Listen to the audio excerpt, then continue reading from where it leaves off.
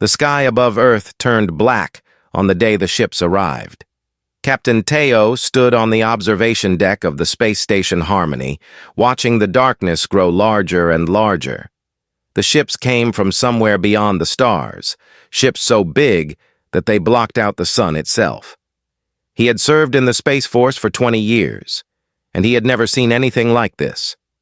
His hands felt cold as he gripped the edge of the window. Below him, 300 million kilometers away, Earth waited. The blue planet looked so small from this distance, so fragile. Teo thought about the billions of people down there, going about their normal lives, eating breakfast, going to work, kissing their loved ones goodbye. They had no idea that everything was about to change forever. The radio crackled to life. A voice spoke. But it was not any language Teo recognized. The words were cold and mechanical, repeated again and again, until finally the station's computer translated them into simple English. "We are the Valorian Collective. You will surrender immediately. All resources will be given to us. All technology will be given to us. 40% of your population will be transported to serve in our labor forces. Resistance is not an option. You have 1 hour to comply." The message ended. The silence that followed was worse than any explosion. Teo's second-in-command, Commander Jiwoo, came running into the observation room. Her face was pale. She had heard the message too. Everyone had. It was being broadcast on every channel, every frequency, to every corner of Earth. "What do we do?" Jiwoo asked, her voice shaking. Teo did not answer immediately. He continued to look at the black ships hanging in the sky above them. They looked like weapons. They looked like death. "We have to tell the government," Teo said finally. "We have to tell them what we are dealing with." The United Nations Security Council met within minutes. Leaders from every major country in the world gathered in the underground bunker beneath New York. They studied the alien ships. They analyzed the message. Some wanted to fight. Some wanted to surrender. Some wanted to pray. The strongest and most powerful nations had military forces. They sent their best fighter jets. They sent their most advanced missiles. Everything they had was thrown at the Valorian ships. The battle lasted less than 20 minutes. One by one, the fighter jets were destroyed. The missiles disappeared into the darkness without even scratching the alien vessels. In response, one of the Valorian ships fired a single beam of light downward. It hit the city of Seoul. The city ceased to exist. 2 million people died in an instant. Commander Jiwoo watched the news reports from the station. Her home city, her family. Everything gone. She came to Teo with tears in her eyes. "They destroyed Seoul," she whispered. "They killed everyone." Teo closed his eyes. He had relatives in Seoul too, but he could not afford to break down. There was too much to do. There was still hope, if he could only find it. The alien ships moved into lower orbit. They deployed massive transport vessels, strange-looking machines that descended toward Earth. As they landed, they began to take people. They did not care who they took. They just grabbed whoever they could find and loaded them onto the ships. Scenes of panic filled the news. People ran through the streets. Governments tried to create order, but there was no order to create. There was only chaos and fear. The aliens took the strong. The aliens took the young. They took families, parents, children. They took anyone they wanted. More cities tried to resist. Moscow sent tanks to fight the transport ships. Cairo launched airstrikes. Tokyo organized evacuation routes. None of it mattered. Each city that fought back was destroyed. Each city that tried to hide was found. The Valorians did not have mercy. They did not have patience. They had only power, and they used it without hesitation. Within 10 days, the last independent government on Earth fell. The leader of the United Nations appeared on a world broadcast. His voice was hollow, defeated. "We have decided to accept the Valorian terms," he announced. "We will provide them with what they ask. We have no choice. Our military is broken. Our cities are destroyed. We must do this to save the lives that remain." The words hung in the air like poison gas. Humanity had surrendered. For the first time in their history as a modern civilization, the entire human species had been forced to submit to another power. Down in the underground bunker beneath New Tokyo, a young engineer named Dae-jun watched the broadcast. He sat in the dark, surrounded by salvaged alien technology and old computers. Around him, a team of scientists worked in silence. They had been brought here 3 months ago, before the attack, by a special military project. Their job was to study alien technology. They had been given 3 crashed alien ships to examine. Now, as the world surrendered above them, Dae-jun and his team made a decision. They would not give up. They would not accept defeat. If the world above them wanted to surrender, that was their choice. But down here, in the darkness, they would prepare something different. They would prepare a response. "How long would we need?" Dae-jun asked his best engineer, Nari, who had studied the alien ships as thoroughly as he had. Nari looked at the salvaged technology spread across the laboratory. She looked at the designs they had created, the plans they had drawn. Then she looked at Dae-jun. "To build a weapon that could actually hurt them?" she asked. "Not less than 2 years, maybe more." "We do not have 2 years," Dae-jun said.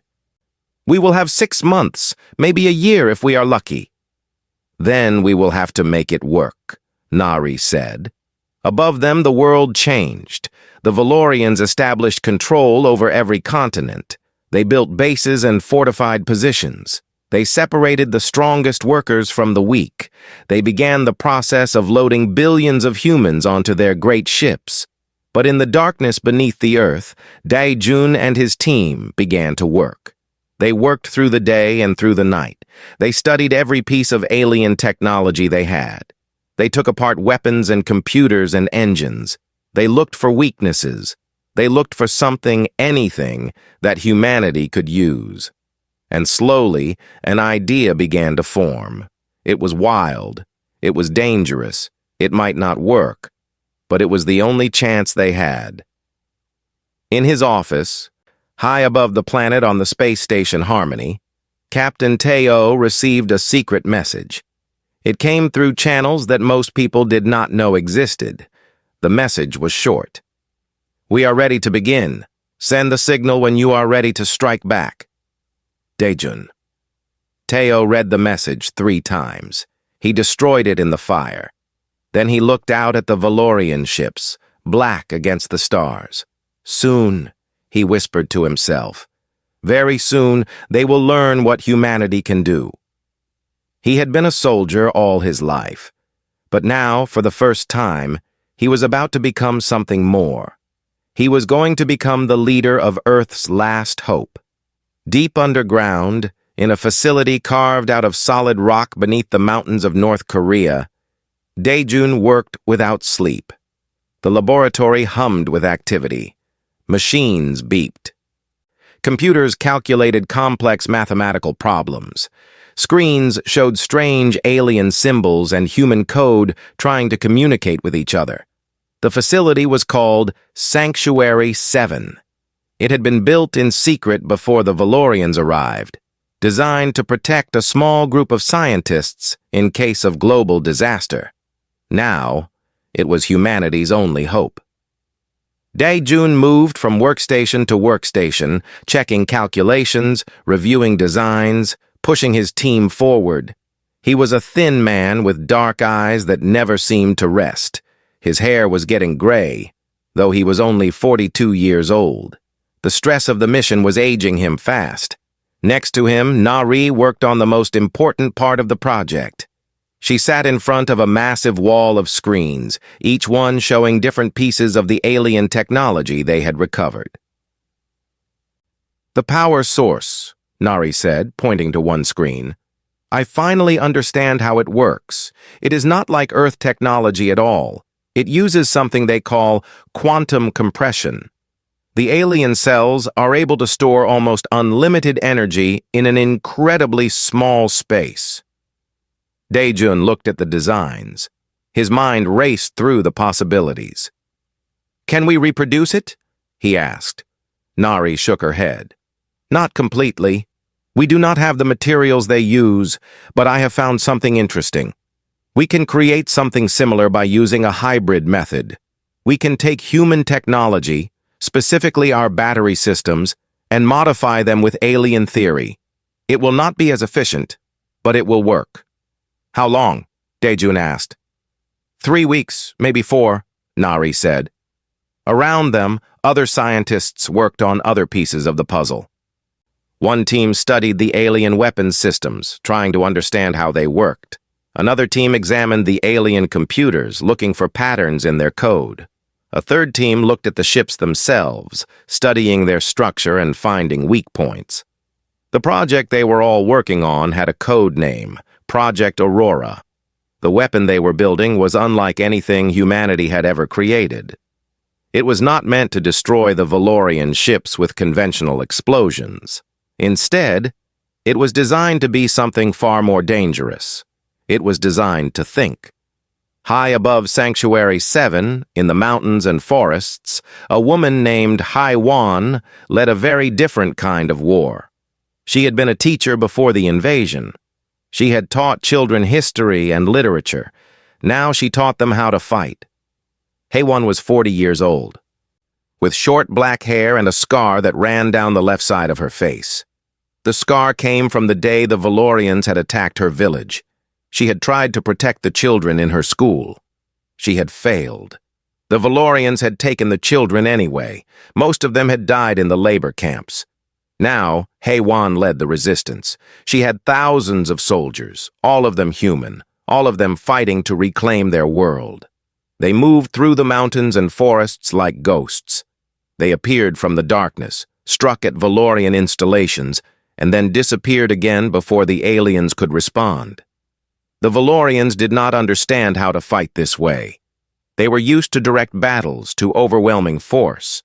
They were not used to enemies that vanished into the shadows. They were not used to opponents who knew the land better than they did. One day, a messenger came to HFY with a message. It came from Tayo, still on the space station above Earth. The message was written in code, but HFY understood it immediately.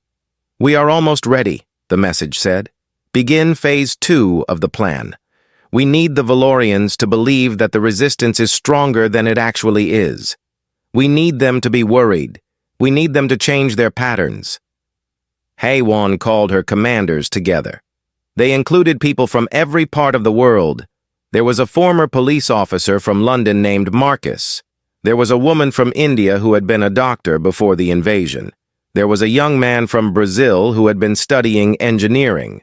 They were human, they were determined, and they were willing to risk everything. "We are going to make the Valorians scared," HFY told them. "We are going to hit them harder. We are going to hit them faster. We are going to hit them everywhere at once." The attacks began. All around the world, at the same time, the resistance struck. They destroyed communication centers. They sabotaged transport ships. They freed groups of enslaved humans and helped them escape to the mountains. They used explosives and fire and courage. The Valorians responded by sending more soldiers. But HFY's fighters were ready. In the forests, they had created traps. In the cities, they had established strongholds. The Valorians began to realize that conquering Earth was harder than they had expected. Back in Sanctuary 7, Daejun received reports of the attacks. He watched the news with satisfaction. Everything was going according to plan.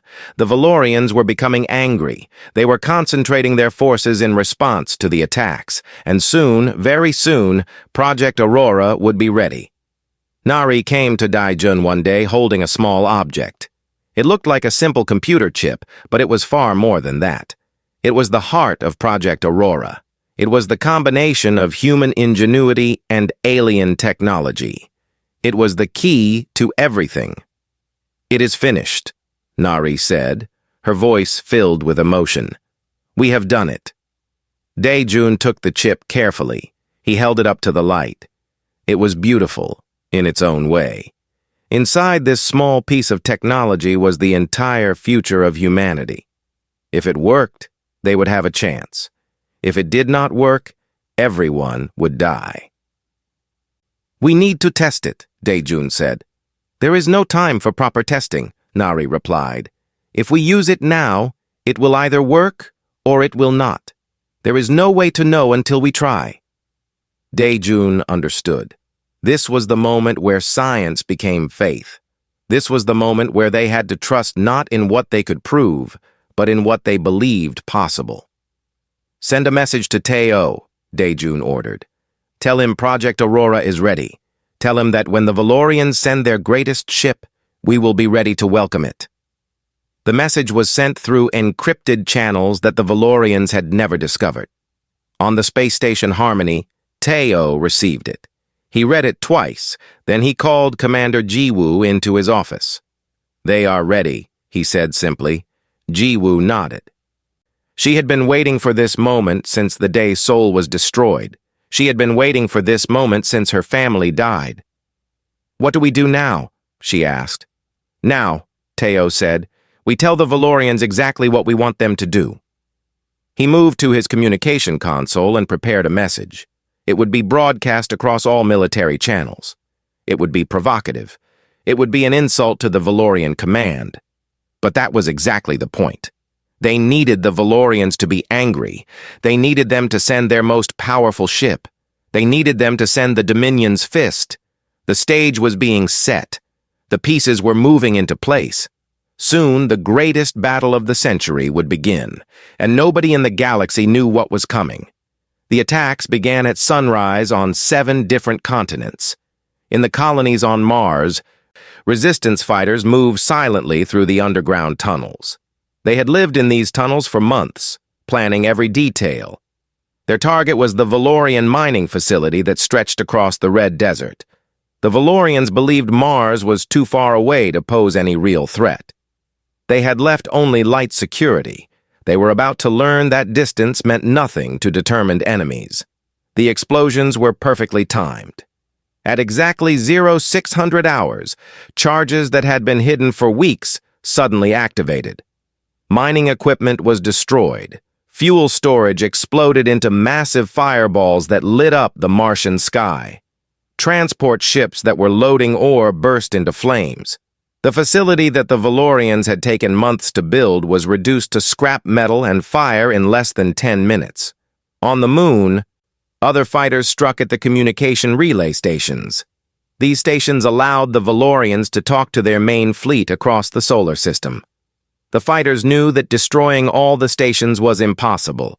The Valorians had too many, but they could destroy some. And they could do it fast. 3 lunar bases exploded. 2 relay stations went silent. For the first time since the invasion, the Valorians lost their clear communication across space. Commanders could not reach commanders. Ships could not reach their commanders. The careful organization that had kept the invasion so effective began to fall apart. Back on Earth, Haewon gave the final order. Around the world, resistance fighters moved out of the shadows.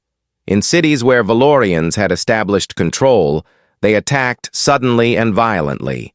In Tokyo, they hit a weapons storage facility. In Moscow, they destroyed communication centers. In New York, Cairo, London, Rio de Janeiro, and 20 other major cities, coordinated attacks struck at the same moment. The Valorians had occupied Earth for 3 months. They had believed they had total control. They had believed that humanity had surrendered completely. Now they were learning otherwise. A Valorian commander on Earth, a tall alien with gray skin and 4 arms, received reports of the attacks from his base in what used to be the New York area. He could not believe what he was hearing. "The humans are attacking?" he demanded. "How is this possible? They were compliant. They were cooperative." "They were not," his communications officer replied. "We have underestimated them." The commander made a decision. He would crush this rebellion personally. He ordered all his troops to move into the cities. He would find the resistance fighters and eliminate them. He would show the humans that defying the Valorian collective meant certain death. But the humans were ready for this response. HFY had predicted exactly what the Valorians would do. She had studied them for months. She understood how they thought. They were powerful and advanced, but they were also predictable. They believed in direct force and overwhelming power. When resistance appeared, they crushed it with maximum force. As the Valorian soldiers moved into the cities, the resistance was waiting. Traps had been prepared in the streets, buildings had been rigged to collapse, underground tunnels had been cleared for escape routes. The humans fought not as a large army, but as thousands of small units, each one trained to strike and fade away into the city. The battles were fierce. Humans died. Valorians died.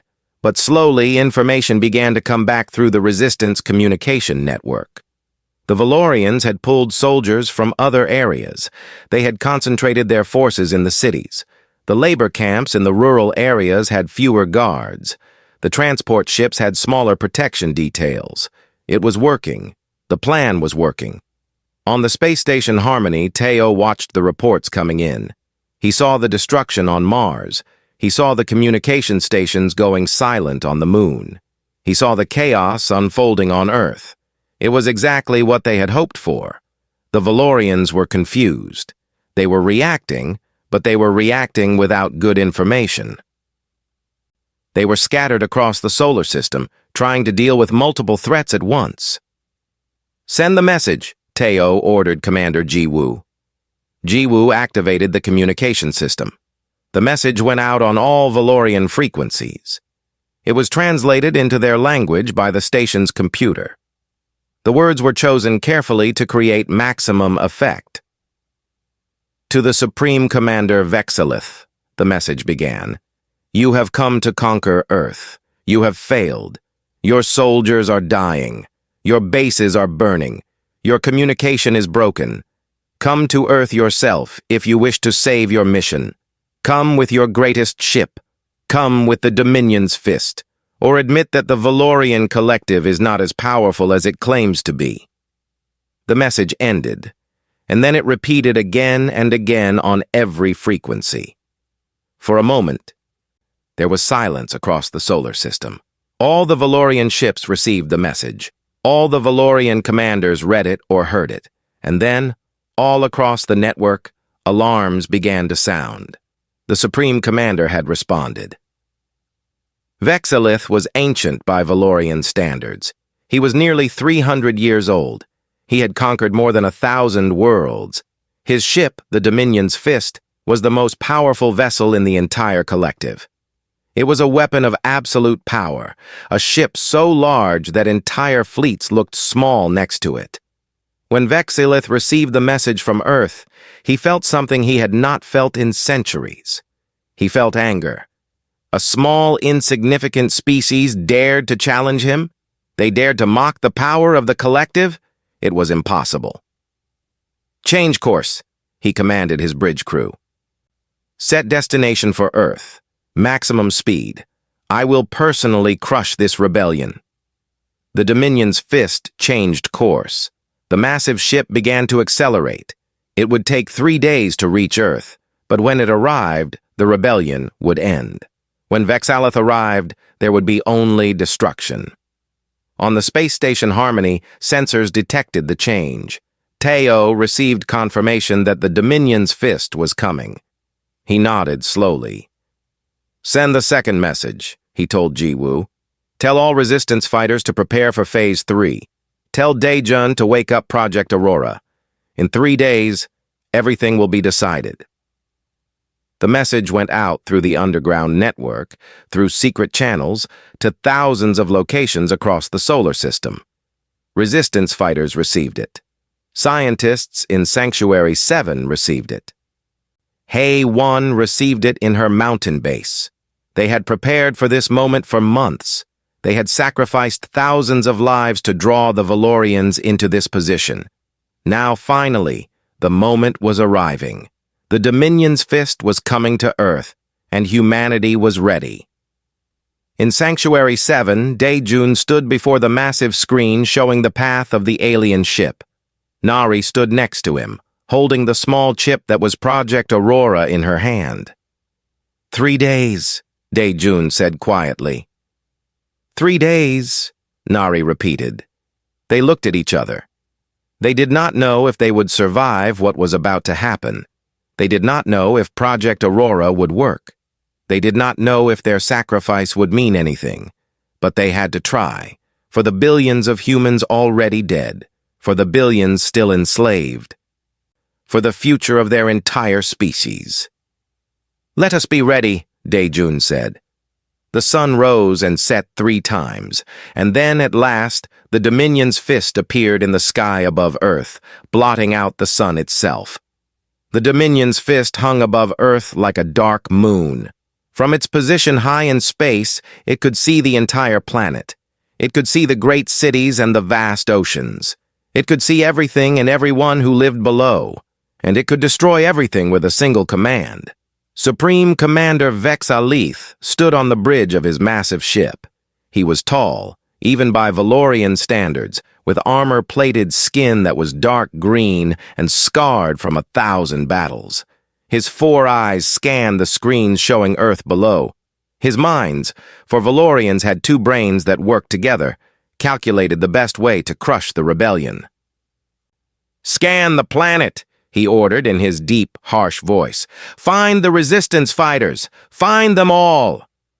The sensors of the Dominion's fist swept across Earth. They found the cities where fighters were hiding. They found the mountains where Haywan had her base. They found the beaches and the forests and the deserts. Nothing could hide from this ship. It saw everything. "I have located the main resistance base," a Valorian officer reported. "It is in the mountains, 300 kilometers from the major population center." Vex Alith looked at the screen showing Haywan's position. A smile crossed his ancient face. The rebellion would end today. It would end with fire and death. "Prepare the main weapon," he commanded. "I will give these humans 1 chance to surrender. If they refuse, we will vaporize the entire mountain range. If they refuse, we will vaporize the entire planet." On Earth, Teo received the warning. The Dominion's fist had sent a broadcast message across all frequencies. "This is Supreme Commander Vex Alith of the Valorian Collective. You will surrender immediately. All resistance fighters will come to designated surrender points. You will lay down your weapons. You will accept your fate as slaves and laborers for the Collective. You have 1 hour to comply. If you do not comply, I will destroy every resistance base on this planet. I will destroy every city that harbors resistance fighters. I will leave your world a dead rock floating through space. You have 1 hour. The message ended. Teo looked at Commander Jiwoo. She was standing at the window of the space station, looking out at the massive alien ship. Her face was hard as stone.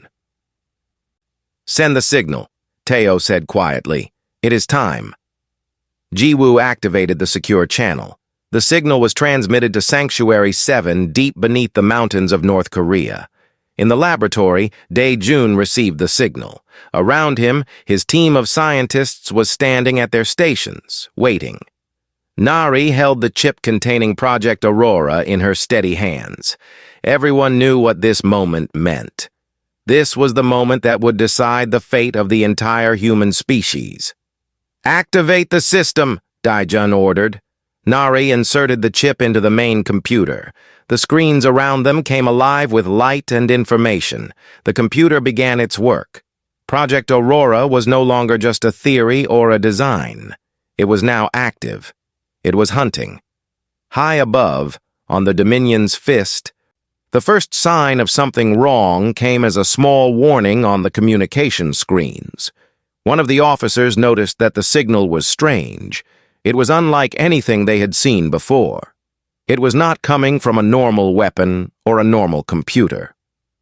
"Sir," the officer called to Vex Alith, "we are receiving an unusual signal from the planet. I do not know what it is. It is not matching any known system." Vex Alith walked over to look at the screen. He was not worried. Nothing in the galaxy could threaten the Dominion's fist. Nothing. This was the most advanced ship in the entire galaxy. "Ignore it," he said. "Begin firing on the main resistance base." The main weapon of the Dominion's fist powered up. A massive beam of energy began to form at the tip of the ship. In one more second, it would fire. The mountain base where Haywan and thousands of resistance fighters sheltered would be destroyed. But in that same moment, Project Aurora struck. The signal from Earth was not an attack. It was an invasion. It was a code that had been designed by Dae-Jun and his team with the express purpose of getting inside Valorian computers. It was human creativity combined with alien knowledge. It was something that Vex Aleth, with all his power and all his technology, had never encountered before. The code attacked the ship's computer systems. It was like nothing the Valorians had programmed protection against. It was not a direct attack. It did not try to destroy the systems violently. Instead, it was subtle. It was clever. It found the weak points in the code, the places where the Valorians had never thought to protect themselves. The weapon that was about to fire went silent. The beam of energy that was building up began to collapse, and then, one by one, the systems of the Dominion's fist started to fail. "What is happening?" Vex Aleth demanded, his voice filled with anger and confusion. "The computer systems are failing," an officer reported, his voice shaking with fear. "Something has invaded the main network. It is everywhere. We cannot stop it." The alarm systems activated all over the ship. Red lights flashed. The crew ran through the corridors trying to fix things, trying to restore control. But nothing they did helped. The more they tried to fight the code, the more damage it did. "Cut the main computers," Vex Aleth ordered. "Switch to manual control." "We have switched to manual control," an officer reported. But even as he said it, the manual systems began to fail too. The doors of the ship would not respond. The navigation systems went dead. The shields that protected the great ship from attack simply shut down. Vex Aleth understood in that moment what had happened. The humans had not attacked him with weapons. They had attacked him with their minds. They had found a way to make the ship's own technology turn against itself. "Fight back," he commanded, desperation entering his voice for the first time in 300 years. "Use every system. Destroy that signal. Destroy it now." The Valorian crew tried everything. They isolated sections of the computer. They tried to create firewalls against the code. But Project Aurora was too smart. For every defense the Valorians created, Dae-Jun's code found a way around it. It was like fighting an opponent that could read your mind. Down in Sanctuary 7, Dae-Jun watched the battle on his screens. He could see the systems of the Dominion's fist as Project Aurora attacked them.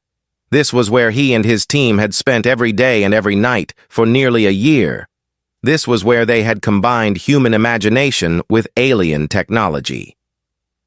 "It is working," Nari said, her voice filled with wonder and fear. "It is working," Dae-Jun repeated. On the Dominion's fist, more and more systems failed. The ship's engines began to shut down. The power generators started to lose control. The oxygen systems began to malfunction. And worst of all, the navigation computer that kept the massive ship stable in orbit began to fail. Vex Aleth realized that his ship was dying. After 300 years of conquest, after 1,000 victories across the galaxy, his greatest weapon was being destroyed by an enemy he had dismissed as primitive and weak. "The ship is losing altitude," an officer reported. "We are falling out of orbit. We have no engines to correct our course." "Manual override," Vex Aleth demanded. But the manual systems had also been corrupted by Project Aurora's code. They would not respond. The Dominion's fist began to spiral. It dropped lower and lower into Earth's atmosphere. The great ship, which had blotted out the sun just an hour before, was now helpless. Vex Aleth could have ordered a suicide mission. He could have crashed the ship directly into the planet, destroying the resistance and killing billions. But something stopped him. He realized, in his final moments, that he was about to be defeated by an opponent he had never even considered a real threat. The Dominion's fist fell out of the sky like a dead star. It tumbled through the atmosphere, spinning slowly, its systems completely shut down. And in his command chair, Supreme Commander Vex Alith watched the end of his own legend as the ship fell toward the distant Earth below. High above the planet, on the space station Harmony, Teo watched the Dominion's fist spiral away into space, powerless and defeated. For the first time since the invasion began, he allowed himself to smile. "It is done," he whispered. "The Valorians will learn what it means to underestimate humanity." The news spread across the galaxy faster than light itself. Messages were sent from one star system to another. Communications were broadcast on every frequency. The information was simple but shocking. The Valorian Collective, the most powerful force in the known universe, had been defeated by humans. Humans, a species that had been invaded, conquered, and enslaved.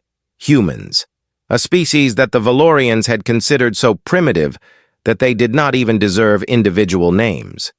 These humans had destroyed the Dominion's fist. They had killed the Supreme Commander himself. It was impossible, but it was true. On 1,000 planets, enslaved species heard the news and felt something they thought they had lost forever. They felt hope. The Krell were a species of amphibious creatures who lived underwater and on the land. They had served the Valorian Collective for 500 years. They had lost their freedom so long ago that most Krell had never known what freedom felt like. But when they heard that humans had defeated the Dominion's fist, they began to whisper to each other about rebellion. On the planet Thrella, an insectoid species known as the Threll heard the message and understood that change was coming. For centuries, they had been forced to work in the mines, digging resources to feed the Valorian war machine. But if humans could strike back, then perhaps the Threll could too. The merchants of Corvin, a neutral trading group that bought and sold goods across the galaxy, were listening too. They began to calculate. If the collective was weakened, if their monopoly on power was broken, then there would be opportunities. But there would also be great danger. The Valorians would not accept their defeat quietly. On Earth, the effects were immediate and dramatic. The Valorian forces that had occupied the planet realized their situation had changed completely. The invincible force they had served had just been proven to be vulnerable. Some Valorian commanders gathered their soldiers and began to retreat. Some fought harder, trying to prove that they could still control the situation. But most simply gave up. They realized that the galaxy was about to change forever. High One stood on a mountain overlooking what used to be Seoul. The Valorians had destroyed the city 3 months ago. Now, as the news came that the Dominion's fist had fallen, she felt tears on her face. Her family was still dead. The millions who had died could not be brought back. But her sacrifice had meant something. Humanity had struck back, and the entire universe had watched. She gathered her resistance fighters and made a decision. They would begin to liberate the cities. They would free the enslaved humans. They would rebuild what had been destroyed.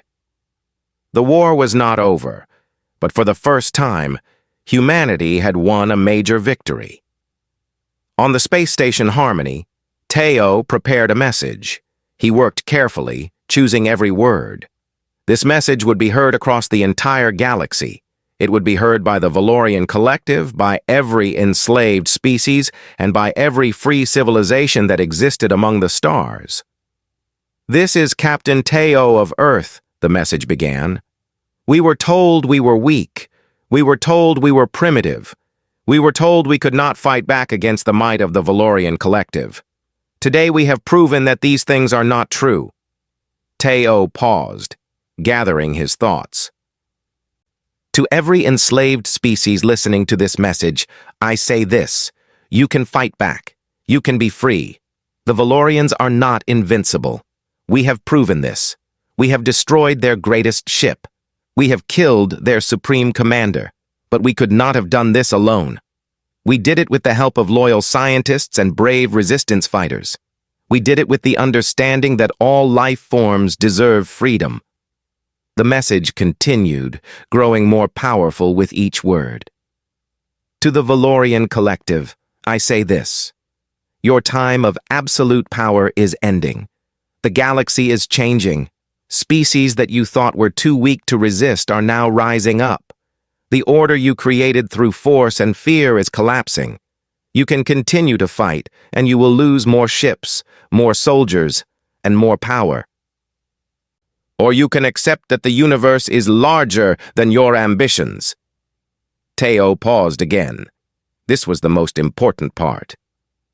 I call upon all enslaved species to rise up. I call upon the Krell to stop working in your minds and fight for your freedom. I call upon the Threll to stop serving in your armies and defend your own worlds. I call upon every species that has ever been touched by the cruelty of the collective to join us in creating a new galaxy. A galaxy where no species rules over another. A galaxy where all life forms have the right to choose their own destiny. The message ended with these words: the age of the Valorian collective is ending. A new age is beginning, the age of freedom. Join us, and be part of the future. The message was broadcast on every frequency. It traveled through space at the speed of light. It reached planets and space stations and ships across the entire galaxy, and as it spread, things began to change.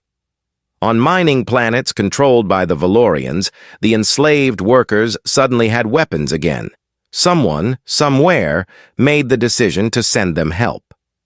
Supply ships that were supposed to carry resources for the collective suddenly carried weapons instead. The workers used those weapons to fight back. On the planet Thrella, the Threll initiated a coordinated rebellion. They attacked the Valorian military bases. They freed enslaved workers. They shut down the mines. In just days, the Valorian control of Thrella was shattered. The Krell rose up too. Across their watery worlds, they organized resistance. They attacked Valorian ships. They captured Valorian soldiers. And they sent a message back to Earth. We join you. We are free.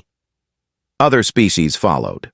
The merchants of Corvan, taking advantage of the chaos, began to supply weapons and supplies to resistance movements. They were neutral, they claimed, but their neutrality was starting to look a lot like support for the rebels. The Valorian collective's vast military machine, which had seemed so powerful just days ago, was now stretched thin. They had forces on 1,000 worlds, and suddenly every world had rebellion. They had ships patrolling 1,000 trade routes, and suddenly every route was dangerous. In their command centers, Valorian generals had to make difficult decisions. They could not hold everything. They could not defend everywhere at once. And their most powerful weapons, their greatest ships, had started to fall to resistance fighters who were becoming braver with each passing day. Supreme Commander Vexilith was dead.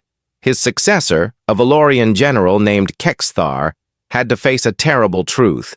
The 1,000-year empire was facing its greatest challenge. Back on Earth, Daejun and his team came out of their underground facility for the first time in months. They saw the sky without seeing the dark shapes of Valorian ships. They breathed the open air. Nari reached down and touched the grass beneath her feet. After so long in the darkness, even simple things felt like miracles. What happens now? Nari asked Daejun. Daejun looked at the blue sky above them. He thought about the battle that had just ended, and about the battles that would certainly come. Now, he said quietly, the real work begins. We have proven that humans can fight. Now we have to prove that humans can build a better galaxy than the one that was destroyed. Messages began to arrive from across the galaxy. Species wanted to meet with humans.